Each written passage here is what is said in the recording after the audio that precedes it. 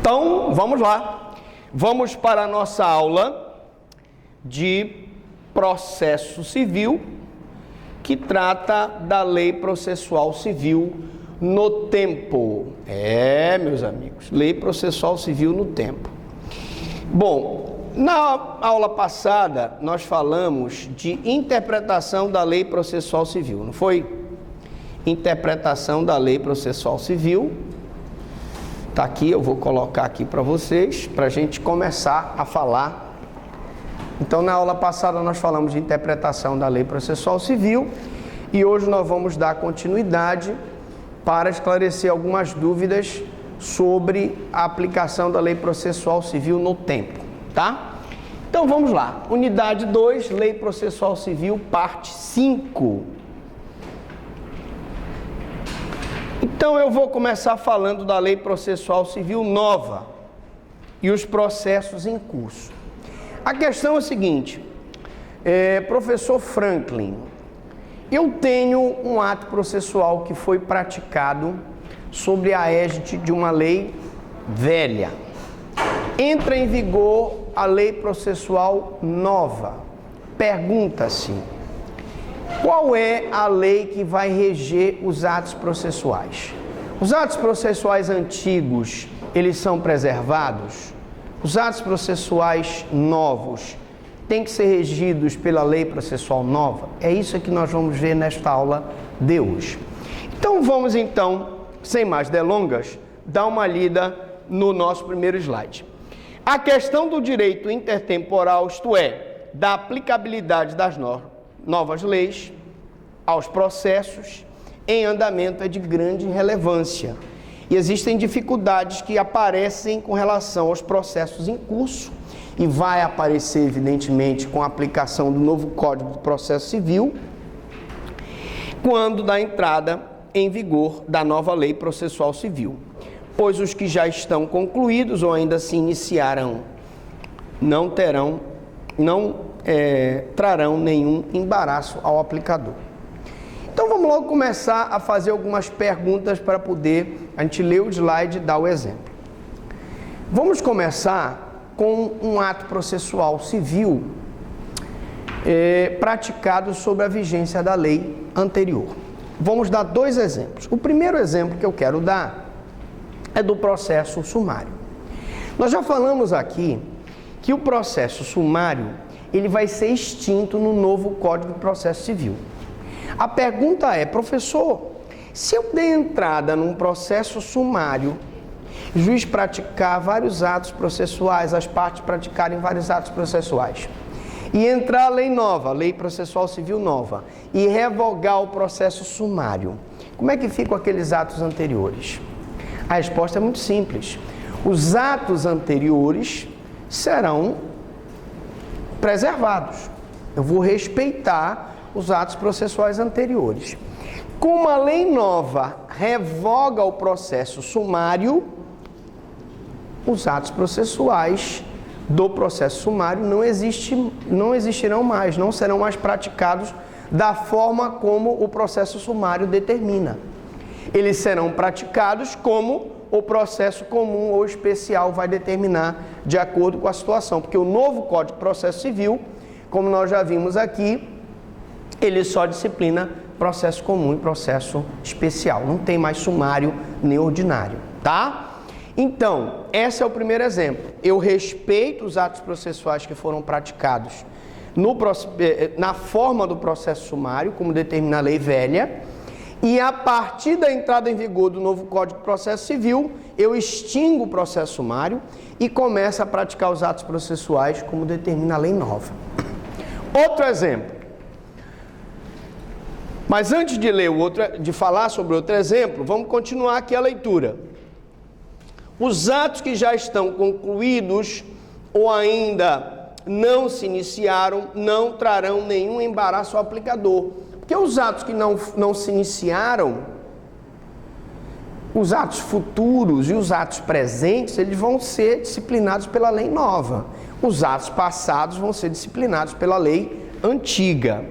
O CPC estabelece o paradigma que deve valer para as demais normas de processo. Qual é o paradigma? Olha o que diz o Código. Este Código regerá o processo civil em todo o território brasileiro. Ao entrar em vigor, suas disposições aplicar-se-ão desde logo aos processos pendentes. Quando o legislador fala aplicar-se-ão desde logo aos processos pendentes, eu tenho um princípio aí. Qual é o princípio? Princípio da imediatividade.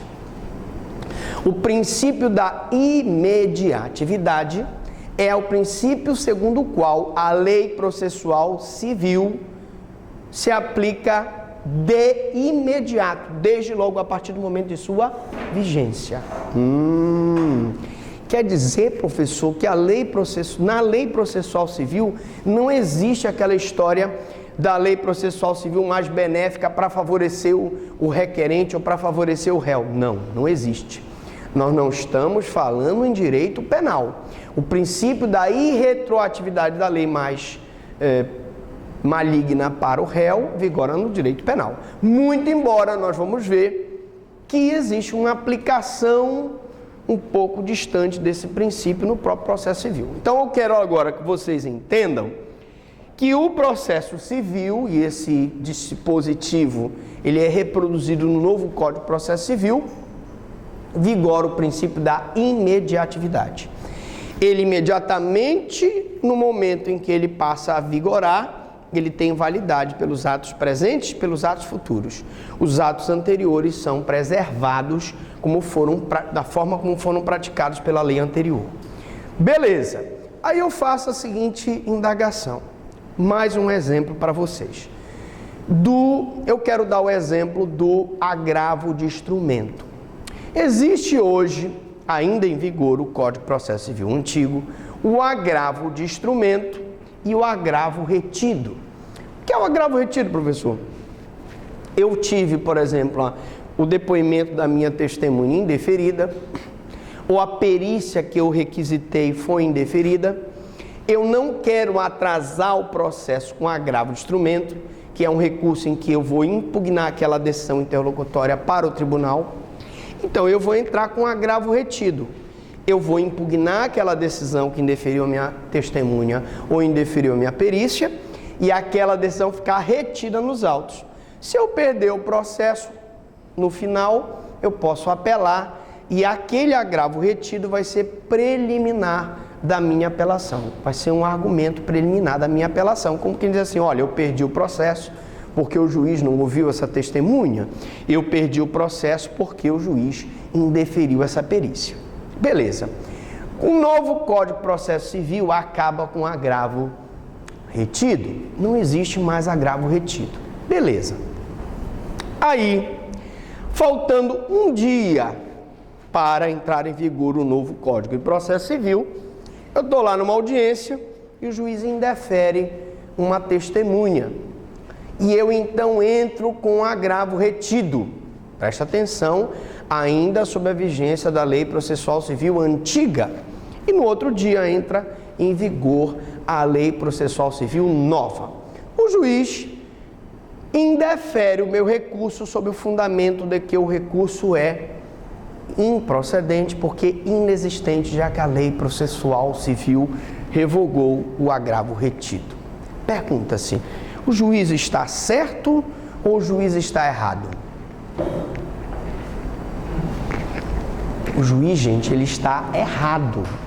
Porque preste atenção, se quando eu entrei com agravo retido, ele existia na lei processual, e o princípio da imediatividade só vigora dos processos presentes e futuros, o juiz não pode indeferir o meu recurso. O meu recurso continua válido porque no momento que eu interpus o recurso, ele tinha validade jurídica, ele estava previsto na lei, ainda que a lei posterior revogue. Então preste atenção no que a gente vai ler aqui. A regra, pois, do processo civil é que as normas de processo tenham incidência imediata atingindo processos em cursos, presentes e futuros, princípio da imediatividade. Nenhum litigante tem direito adquirido a que o processo iniciado na vigência da lei antiga continue sendo por ela regulado em determinada lei nova. Veja, eu não tenho direito de que o meu recurso de agravo retido seja regulado com a lei antiga, porque ele foi extinto na lei nova. Mas eu entrei com um recurso que na época que eu entrei, tinha validade. E aí como é que faz, professor? Ele vai ser recebido como uma espécie de agravo de instrumento. E tu vais poder usar ou o agravo de instrumento, ele vai ser recebido como um agravo de instrumento, ou ele vai ser usado, vais poder usar os argumentos do agravo retido como preliminar da tua apelação, porque ele foi praticado na vigência da lei antiga, quando ainda tinha validade, embora a lei nova o tenha extinguido. Então, nesse sentido, decidiu o STJ a respeito da aplicabilidade das novas regras da execução civil aos processos em andamento. Quando nós tivemos uma modificação na execução civil, e eu inclusive dei uma aula na pós-graduação da OAB só sobre nova execução civil, né? E nessa aula nós explicamos justamente isso, que a nova execução ela tinha que ser aplicada aos processos presentes e futuros, e que os atos processuais que tinham sido praticados na execução antiga tinham que ser preservados, tá? Então, o que diz a ementa aqui? Ementa, o CPC, em sua interpretação literal, não é uma norma geral de direito intertemporal. Ao contrário, seu sentido está, a princípio, adstrito à eficácia das normas originais do CPC no tempo. Com efeito, o mencionado artigo estabelece que este Código regerá processo civil em todo o território nacional, o princípio da territorialidade.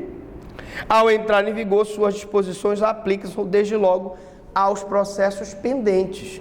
O princípio da imediatividade do processo civil diz que eu vou aplicar o processo civil aos processos presentes e futuros. Os atos processuais que foram praticados na vigência do processo antigo serão respeitados, tá? Então, no entanto, esta corte, ou seja, o STJ, vem dando interpretação mais ampla a esta regra para tratá-la como regra geral de aplicação a todo processo civil. Com isto, esta norma regula os efeitos temporais da Lei 11.232/05, que alterou a nova execução. E, aliás, o novo Código de Processo Civil traz algumas modificações na própria execução. Poucas, bem verdade, mas algumas modificações, e essas novas modificações vão ser aplicadas aos processos presentes e futuros. Se a execução já tivesse sido praticada pela lei anterior, ela prevalece da forma como ela foi praticada. Então, gente, olha uma outra decisão. Processo civil, execução, impugnação, recurso cabível, direito intertemporal.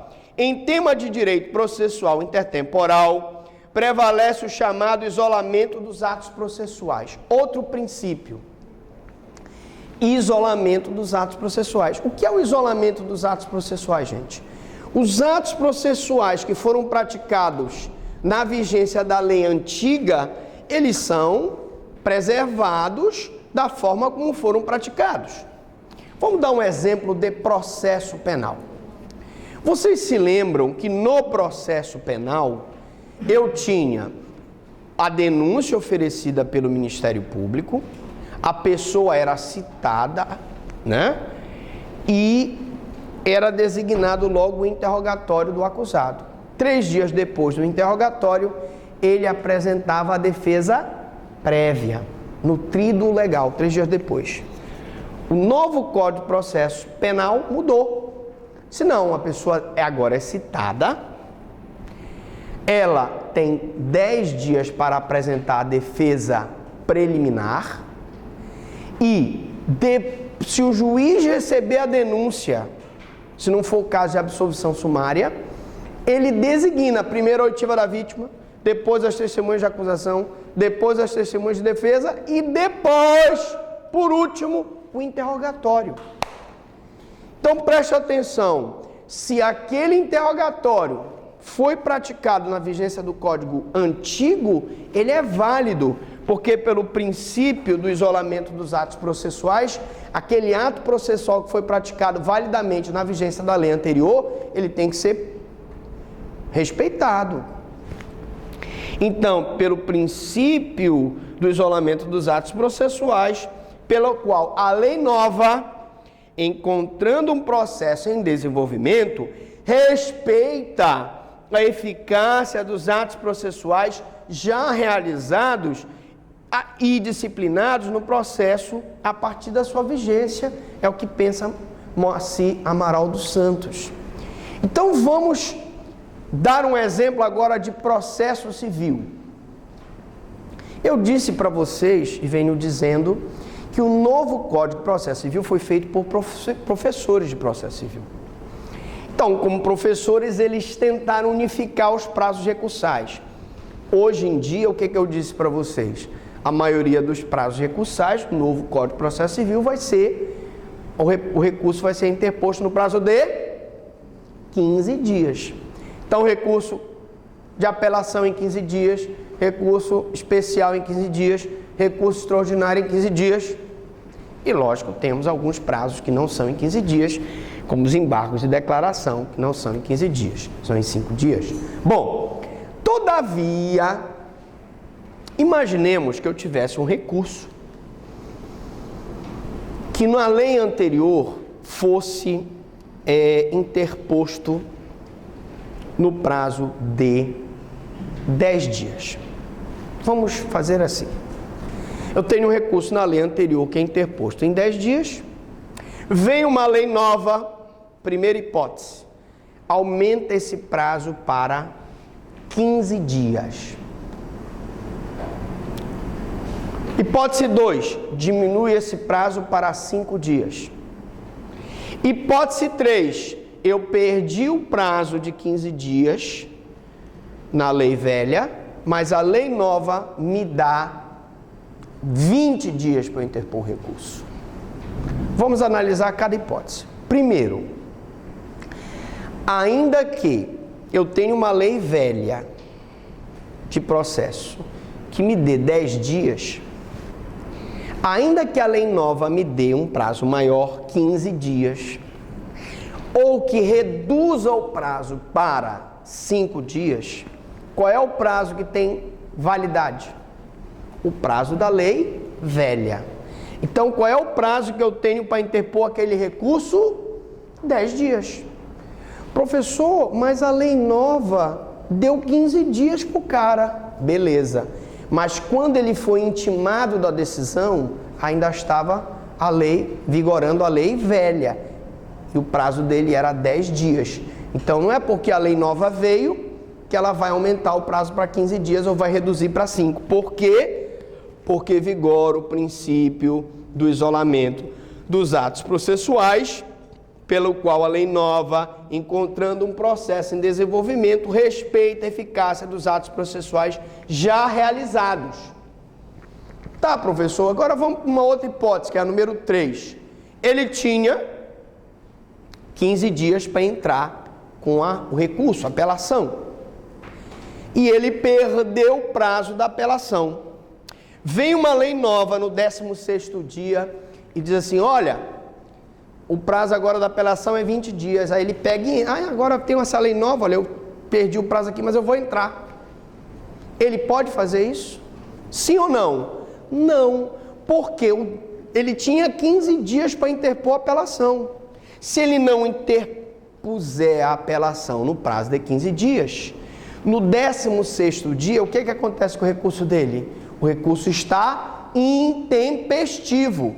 Ainda que no 16º dia eu tenha uma lei nova que aumente o prazo para 20 dias, 30 dias, 60 dias, ele perdeu o prazo sobre a égide da lei velha. Então, perdeu o prazo sobre a égide da lei velha, eu vou ter, então, um prazo intempestivo. Porque, pelo princípio do isolamento dos atos processuais, a lei nova, encontrando o processo em desenvolvimento, respeita a eficácia dos atos processuais já realizados e disciplina o processo a partir de sua vigência, presentes e futuros. O recurso cabível contra a decisão que resolve a impugnação na fase executiva do processo é, como regra, o agravo de instrumento, conforme o artigo 475-M, parágrafo 3º do CPC, acrescentado pela Lei 11.232 de 2005. Então, na época da execução, se o recurso à época da lei era o agravo de instrumento, eu não posso, porque houve uma lei nova que mudou para apelação, eu não posso pretender que, quando ele interpôs o recurso, era o agravo, a lei nova não tem um condão de mudar o agravo para outro recurso. Bom, basicamente é isso. O fato de, no caso concreto, ter havido o manejo de embargos de devedor, ainda sob a vigência do anterior regulamento, não faz concluir pelo cabimento de apelação só porque proferida a decisão que o resolve. Se era a apelação na lei antiga e ele foi intimado na lei antiga, ele tem que entrar com a apelação. Se era o agravo de instrumento na lei antiga, ele tem que entrar com o agravo de instrumento. Se era o embargo de devedor, o que é o embargo de devedor, professor? O embargo do devedor é a forma que tu tens de impugnar a execução. Na execução não existe contestação, gente. O embargo do devedor é um processo de conhecimento em que há a situação de que o devedor se defende através desse embargo. Ainda sob a vigência do anterior regulamento, não faz concluir pelo cabimento de apelação só porque proferida a decisão que o resolve, já quando em vigor o mencionado dispositivo. Então, a questão é, já estava em vigor a lei nova? E ele foi intimado sobre a lei nova? O recurso da lei nova. Não, estava em vigor a lei velha e ele foi intimado da decisão na lei velha. Então, ele tem que usar o recurso da lei velha. Deu para entender isso? Tranquilo, fácil, não é difícil. Então, recurso especial conhecido e provido para determinar o tribunal de origem o julgamento do agravo conforme entender de direito. Tá? Embora o processo seja reconhecido como um instrumento complexo, no qual os atos que se sucedem se interrelacionam, e aí é um conceito de processo, conjunto de atos destinados a formar a convicção do juiz, porque o procedimento é a forma pela qual esses atos são praticados. Tal conceito não exclui a aplicação da teoria do isolamento dos atos processuais, pela qual a lei nova, encontrando um processo em desenvolvimento, respeita a eficácia dos atos processuais já realizados e disciplina o processo a partir de sua vigência. Então, em linhas gerais, professor, a lei nova, então, só vai disciplinar o processo daqui do presente para o futuro e não vai reger, não vai disciplinar atos que já foram praticados no passado. É isso. Lei nova, presente e futuro. Lei velha, atos praticados no passado. Tá? Bom, vamos então, com isso, entender que pode-se dizer que o direito brasileiro não reconhece a existência de direito adquirido ao rito processual. Você não pode dizer assim, eu pratiquei os atos sobre o rito sumário, entrou em vigor o novo Código de Processo Civil que aboliu o rito sumário, mas eu tenho direito a manter o rito processual sumário. Mas o rito processual sumário não existe mais, gente, no novo Código de Processo Civil. Eu não tenho direito adquirido ao rito. A lei nova aplica-se imediatamente, princípio da imediatividade, ao processo em curso, no que diz respeito aos atos presentes e futuros, nunca os atos passados. Vale a pena a regra do tempus ret actum. Gente, a mesma regrinha do tempus ret actum, que vale para o processo penal, vale para o direito penal, vale para o processo civil. O tempo rege o ato. O que significa? Significa dizer que se eu fui intimado e a minha intimação ocorreu naquele momento processual em que vigorava a lei velha, eu vou usar o recurso da lei velha. Se eu fui intimado e tinha que praticar um ato processual sob a vigência da lei nova, eu vou usar o recurso da lei nova. Então preste atenção, tempus rest actum, tempo rege o ato. Por isso, é imperioso afirmar que a execução de título judicial, uma vez ajuizada, está imune a mudanças procedimentais.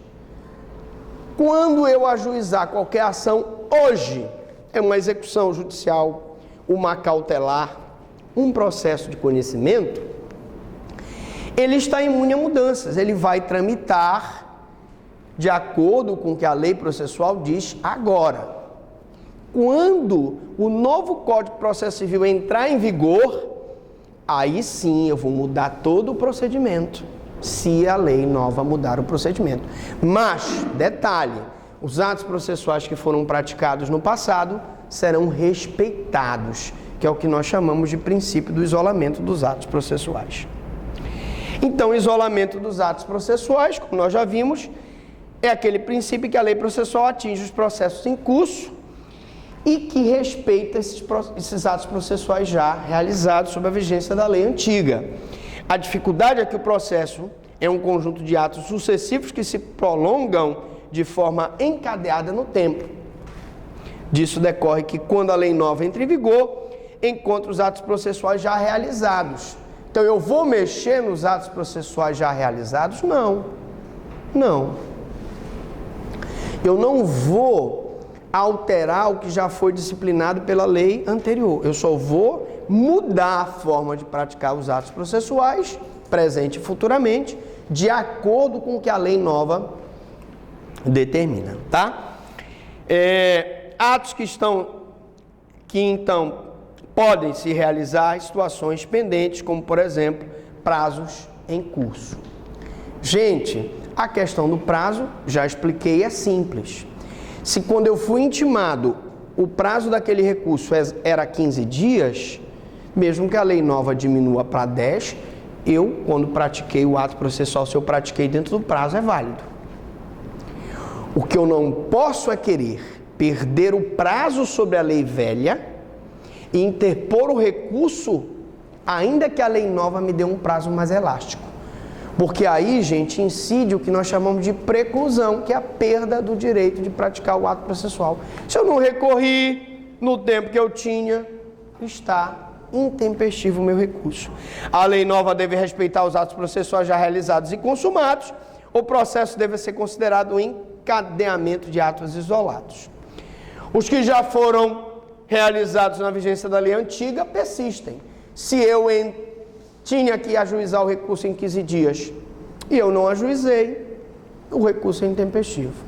Não é porque a lei nova me deu um prazo em dobro que eu vou dizer que eu tenho direito a recorrer se sobre a lei antiga eu perdi o recurso.